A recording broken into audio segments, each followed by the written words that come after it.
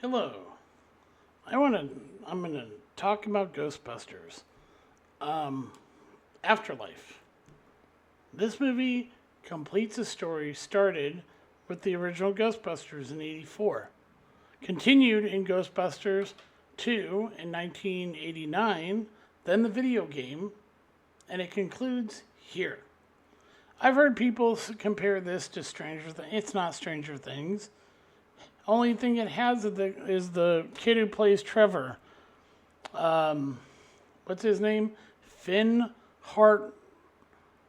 I'm looking it up. Finn Wolfhard. That's the only thing. He plays.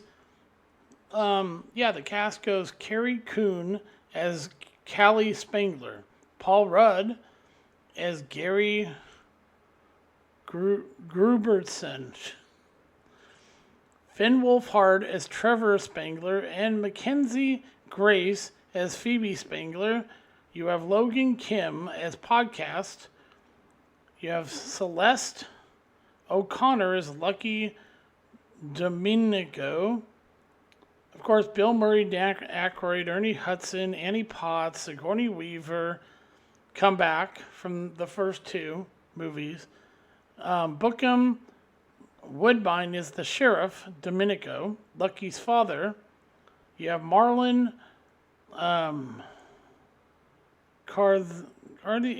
Thickneck. I'm not going to go through the rest of these. But yeah, J.K. Simmons comes in as Ivo Shandor. He's the guy that is in the second game who started the cult of Gozer. Oh, and just to let you know, Olivia Wilde's uncredited as Gozer in this movie. Can't tell it's her. Really, it's maybe a little bit, but for the most part, she's really good. And there's more of her in this movie than in the original. And the first one, it came out in '84, directed by Ivan Reitman. Written by Harold Ramis and Dan Aykroyd. When it was distributed by Columbia Pictures, released June the 8th, 1984. It's 105 minutes long. Cost between 25 and 30 million to make. It made $295.2 million. That's a lot of money back then. Yeah. And Ernest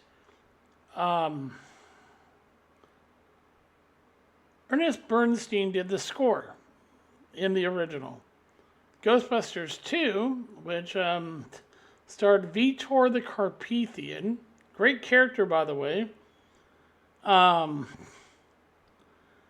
voiced by Max von Sydow. Also written by Harold Ramis, Dan Aykroyd, directed by Ivan Reitman once again. This movie was also distributed by Columbia Pictures. Came out June the 16th, 1989. Cost between 30 to 40 million. Made 215.4 million. And yeah, it ends. It's funny as hell.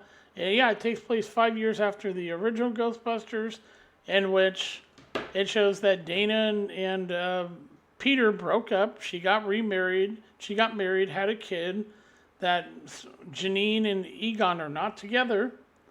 That kind of explains why she's not Egon, the mother of Callie Spangler. But yeah, then the game came out, which was in fact written by Dan Aykroyd and Harold Ramis. Came out in 2009. It is the last. Unfortunately, the last thing that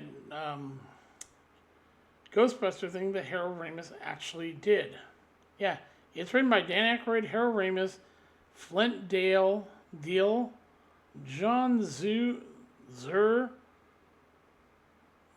I'm not going to pronounce the rest of these, but yeah, and it's a great game. It ties really well to the other two. It's technically the third movie.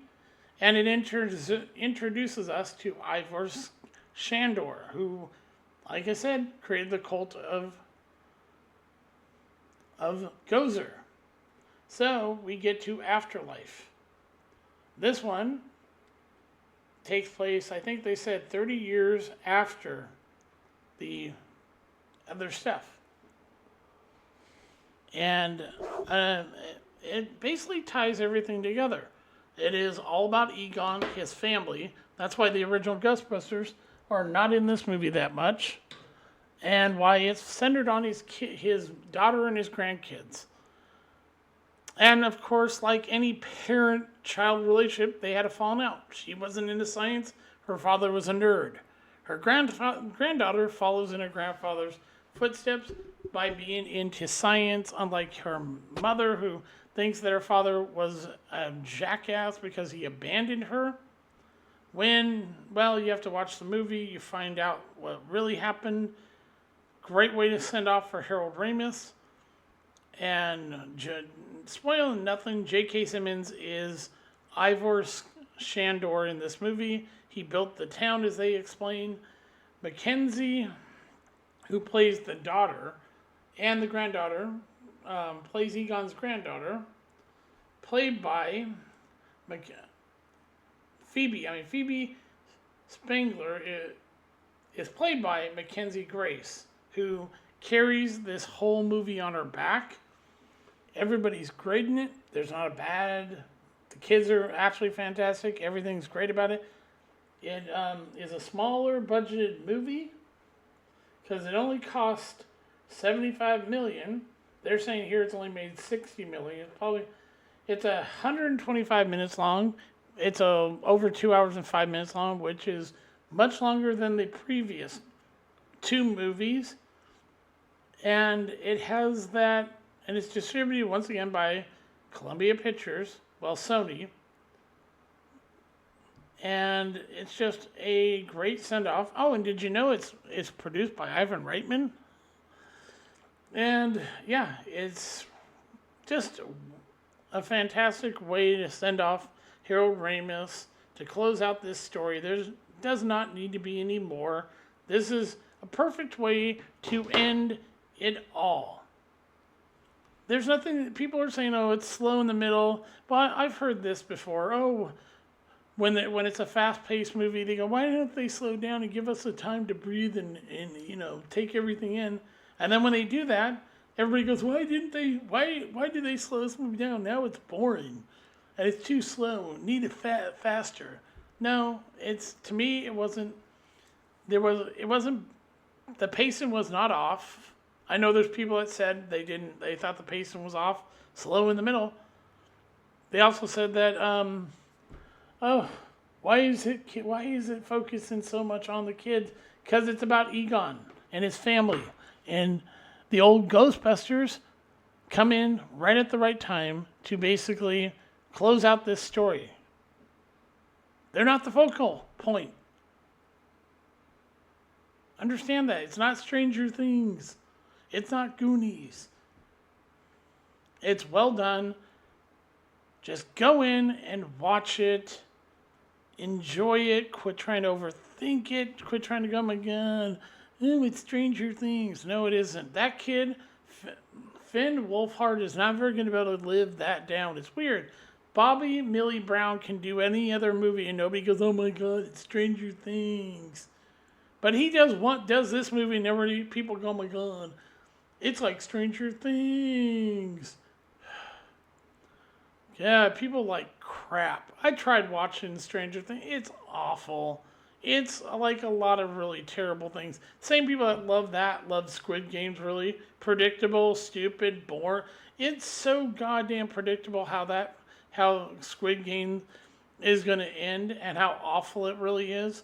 And pretentious, just like anything from Kojima or Guillermo del Toro or James Cameron or Zack Snyder or a bunch of other overrated directors. We don't have that many talented directors or actors. But yes, this movie is a great send-off. So please, put your whatever aside, go see it, give it a chance. You might actually enjoy it. It's far better than that 2016, and it actually has plenty of women in it. I mean, you have Annie Potts, you have Sigourney Weaver, you have Carrie Coon, and then you have 2 teenage girls in the movie. What more do you fucking want? And the cast really... It's a good thing that Bill Murray came back to complete this story. Thank you, Bill, for putting aside whatever problems you had and deciding to do this movie. Thank you, Jason Reitman. And yeah, that's the review. I've been away for a while, but I'm trying to get back. I'm no longer Lovecraft. I'm now Doc Holliday. So yeah, go see it. And yeah, have a great day and happy Thanksgiving.